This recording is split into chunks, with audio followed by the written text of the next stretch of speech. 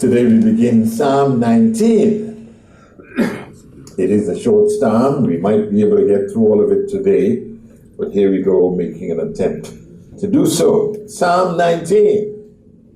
The heavens declare the glory of God, and the firmament shows his handiwork.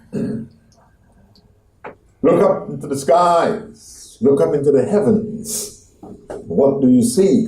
Nothing but the verbose declaration that there is a God. In reading this psalm in preparation, I find it to be so much augmentative of the fact that God does exist and there is a God, and that he is responsible for the beauty and the wonder and the magnificence of the world that we've come to inherit. It is for us, therefore, in sync with David, who was so inspired to write the heavens. Notice that word heavens, not the heaven. There seem to be a multitudinous amount of heavens out there. This is not the only heaven. The heavens declare the glory of God. You can see God in his glory manifested in its fullness in the heavens.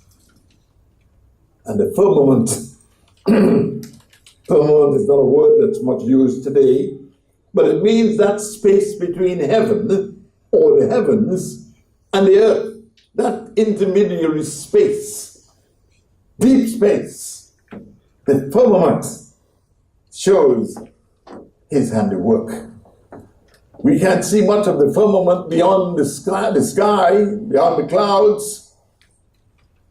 But David said, even that shows his handiwork. I'm sure you've all flown. You get up there in the plane and you get beyond the clouds, and it is such a difference in being down here on the earth. You can see for far, and you're above the clouds. That's a peculiar feeling. And you can see them floating in space. The firmament shows his handiwork. And you can see the clouds, and it's such a beautiful place to be. One of these days we will soar above the clouds. When Christ returns, he takes us to be with him, removes us from this earth atmosphere. Many people say, how can you not teach that there is a heaven? You're going to heaven. The simple words of Paul in Thessalonians, we shall meet him in the air. And so shall we, meaning from that time on, we shall be ever with the Lord. And the theologians have gone awry, thinking that, well, he's going to go to heaven. We will meet him in the air, and from that time, we will ever be with the Lord. Day unto day, every day, utters, speaks fearlessly, utters speech. And night into night, shows knowledge. Nighttime is a beautiful time. It bespeaks macabre. It bespeaks, in many respects, dread. As children, we fear the dark. When you try to break your small infant into sleeping in the dark, it becomes a problem. Some kids still can't sleep in the dark because their parents did not break them in to understanding, mom is over here and dad is where you sleep. Everything is going to be all right.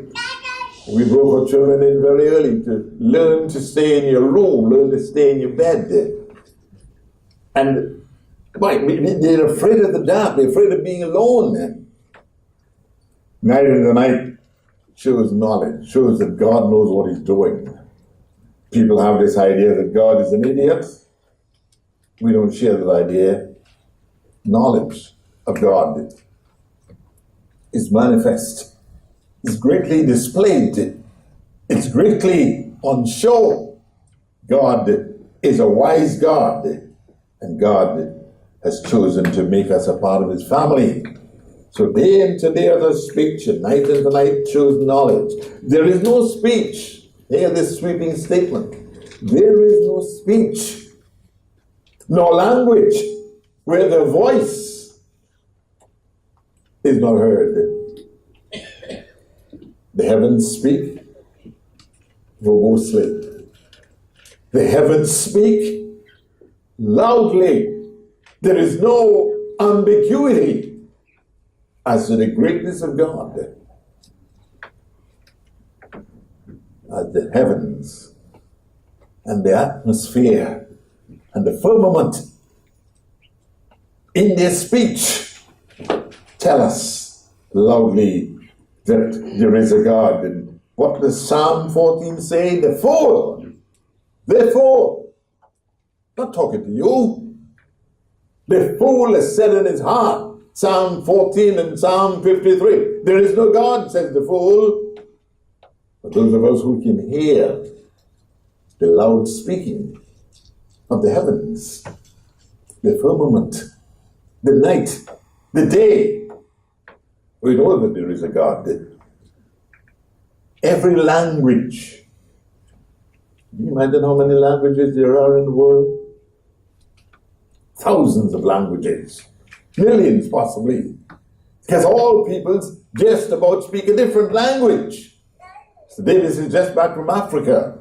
Can you imagine the languages and the dialects in that one country of Africa, the continent itself?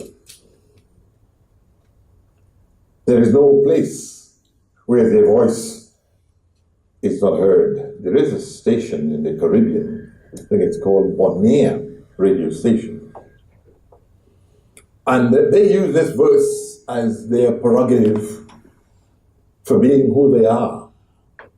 It says, their voice is heard everywhere. To them, that's the voice of the radio. Radio goes everywhere. You can have a little transistor, or you can have a boom box. The voice is heard everywhere. And so they feel that this gives them credence. This gives them a basis in which to operate when it says their voice is heard just about everywhere. And the next verse says their line. Now you don't have to have a line. You can broadcast in the atmosphere and it can be picked up without lines. So their line has gone out through all the earth. Again, that's their strong point for being so manifest. The line has gone out through all the earth, and the words to the ends of the world. God's voice is heard. If you're listening, God's power, his strength, his presence is seen and heard in a manifest way throughout his creation, be it the firmament, be it the clouds, be it the seas. The presence of God is everywhere evident. If you would look, open your eyes. The words to the ends of the world. In them hath he set a tabernacle. Did you just come back from the Feast of Tabernacles? In them hath he set a tabernacle, a dwelling place. We came back from a dwelling place. God says we all should go and keep the feast.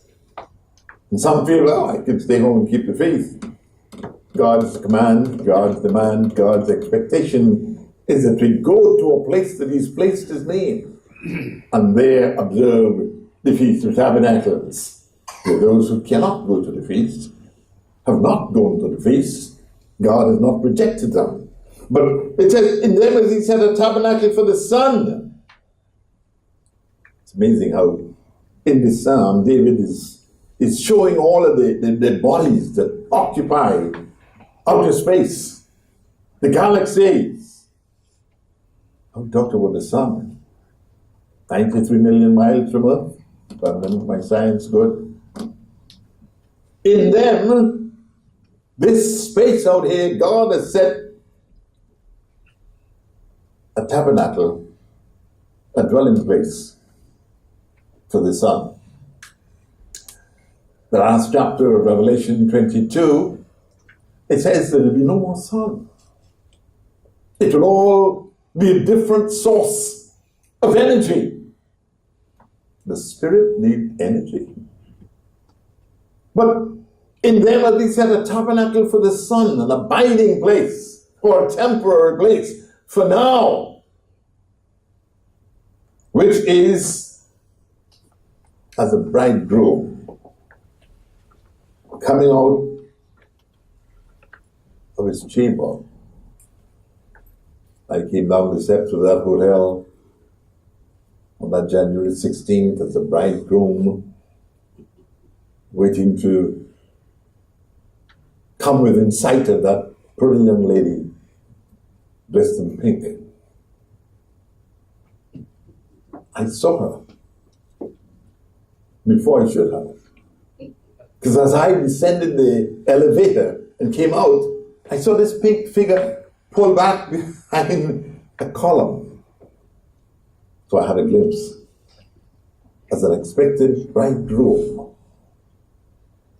to behold in full glory the beauty and the freshness of that beautiful lady.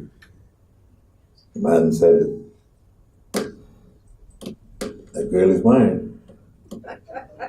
And she has been from ever since. Which is as a bridegroom coming out of his chamber and rejoicing. Did I rejoice?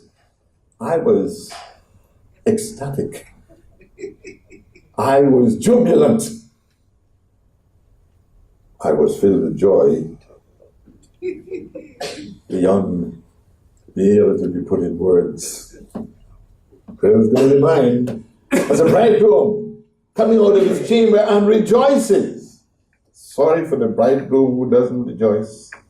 You want to rejoice in anticipation and in soon possession of what you anticipated for so long. Congratulations, George. And rejoices as a strong man to run a race.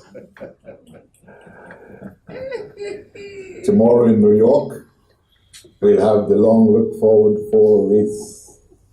Everybody is trying to get in. Mainly the young. Those who get to the winning stake or the winning pole days after. Because they're using that occasion to build their strength, to accomplish something distinctive. But those people out there today, warming up and eating the pasta and stretching and getting ready as a young man to run a race. And isn't it amazing? Christianity and God's way is referred to as a race. Sometimes you get tired. We've heard of people who've cheated in that race. They take the subway and they come out somewhere higher up. That has been proven. But we're not that kind of runner. We're not that kind of a competitor. But as a strong man, this term man is not only meaning the masculine gender. Mankind rejoices as a strong man to run a race. Brethren, we're in a race. And the winning pole, the winning bar is not fully in sight. It means we've got to buckle up. Strengthen those arms. I told you last week, I look forward to the time when I can just about run up these steps. I've really begun my therapy, and it seems to be working somewhat, but not wanting to regress. I still appreciate the hand that's handed to me, so I can make the podium and the stage with a little more comfort. But let us not be weary in well-doing, brethren. Let's keep going in this race. Not for the swift, but for those who endure to the end. His, referring to the Son, going forth is from the end of the heaven and unto his circuit, unto the end of it. Everybody can see the sun just about. It makes its rounds. It does its thing. It's a appointed thing, dutifully. People say, as sure as the sun rises tomorrow, because you can depend on the sun doing what it has been commanded to do. Can God depend on you to do what you've committed that you would do? You should be able to be that dependable. The sun is a sure sign that God is still in charge. You know, the Bible says a time will come when the sun will be turned and the moon will be turned. But unless and until that time comes, the sun is a sure sign that God is still in charge. There is nothing hid from the heat thereof. Science tells us that had the moon been, had the sun been any closer to the earth, we would not be able to live on the earth. If it were too far, it could not get its job done. But God in his wisdom, the heavens declare God's wisdom. God has placed the sun at the right distance from the earth. In his wisdom. God is all wise. And he knows what he's doing. And it's there for us. From the heat thereof. Another stable is the law of God. You remember when some folks told us that the law was done away with? The law is as stable as the sun, as the heavens, as the atmosphere. It's a stable. It cannot be done away with. The earth operates by the laws of God.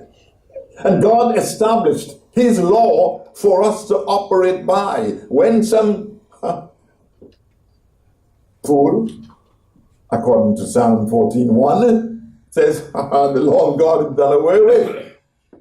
And we say, that sounds like a good thing, huh? Some people, when the changes sit there, I'm so glad to be out from under this law. You're not going to ever be out from under the law. God's kingdom is going to be operated by laws.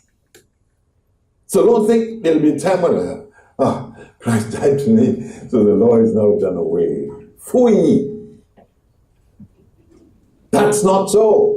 God's law, like the sun, is a constant. The law of the Lord is perfect. Don't poo-poo God's law, brethren.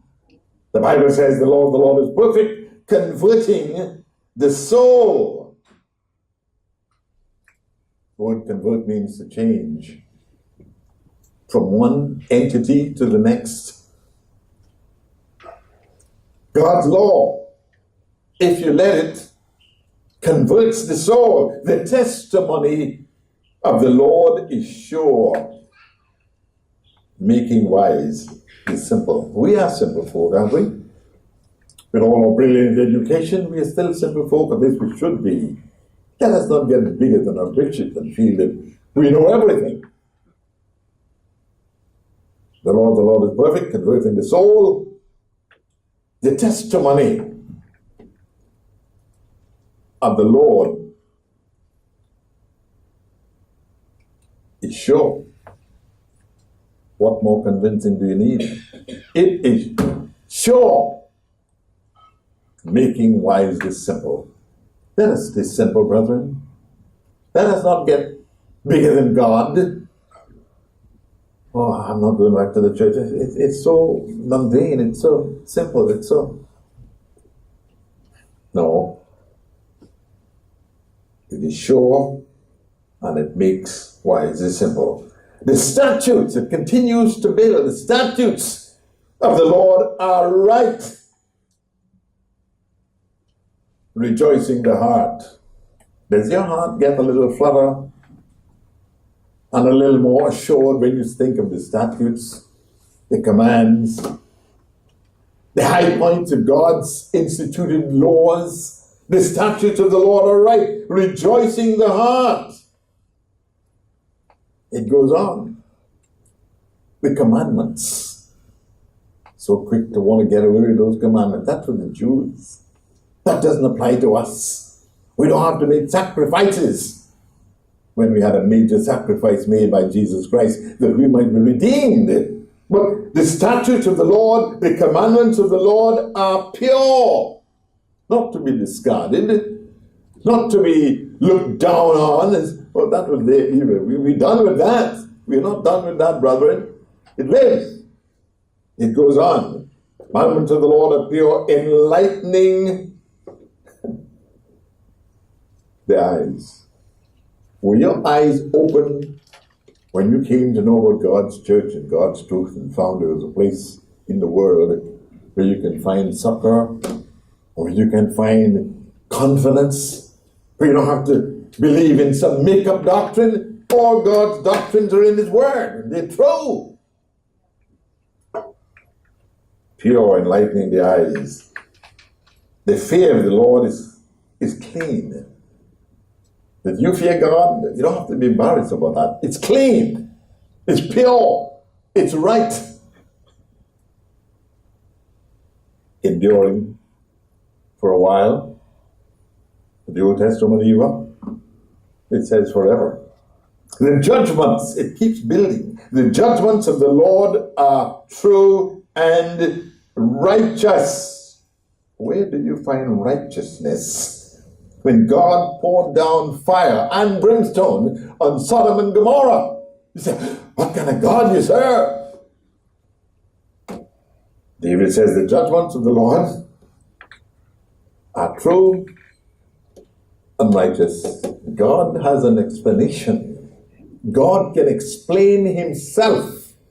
You don't have to chuck and drive. How can I explain this? No. God's judgments, severe though they seem to have been, are true and righteous altogether. We aren't serving a God who is unfair.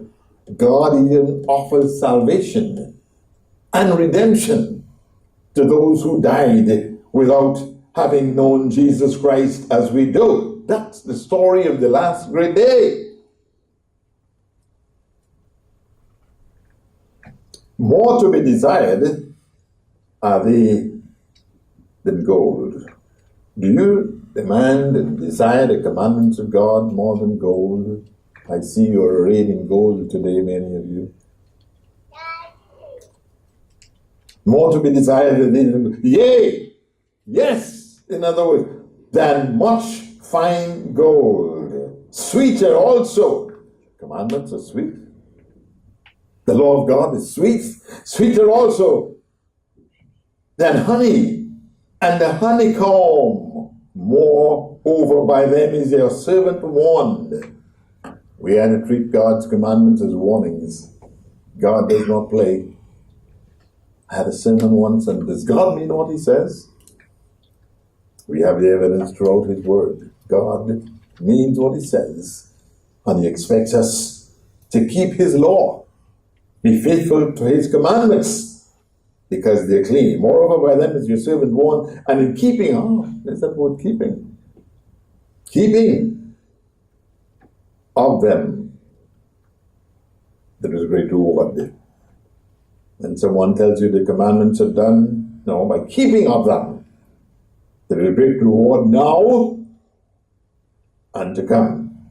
Who can understand his error? Unless God's word points them out to us. Unless God says, this is sin, this is wrong. We are prepared to justify everything. Who can understand his error? Cleanse thou me from secret faults. Who doesn't have secret faults? That does not mean you're to be condemned. You're to strive to get away from those secret faults. We all have secret faults. He says, keep me. Cleanse me from my secret fault. Keep back your servant also from presumptuous sins. Those things that we know are not right. and we do them still. Presumptuous sin. Let them not have dominion over me. And Satan can get on your shoulder and whisper in your ears, you're not that holy, you know. He said, don't let them get dominion over you. Claim the blood of Jesus Christ. Victory in Jesus Christ is yours. If you claim it and endeavor to live it, God can give you the victory. Let them not have dominion over me. So shall I, then shall I be upright. And that's our goal, to strive to be upright, to be truthful, to be honest. Someone says honest to God. Yes. And I shall be innocent from the great transgression. What's the great transgression? When Adam and Eve disobeyed God, obeyed Satan, that was the signet transgression. We can be cleansed from that sin. We can be cleansed from the great transgression. Let the words of my mouth and the meditation of my heart be acceptable in your sight, O Lord, my strength and my Redeemer. Do you do much meditating? I'm going to ask about, do you do much praying? Meditation is an excellent means of staying in communication with God. In the world, they talk about meditation. We need to meditate, brother and sister. We need to sit and think of the goodness of God to us in so many ways. Let us do so. Let us relish these signs, because God has put them here for our instruction and for our understanding and meditation.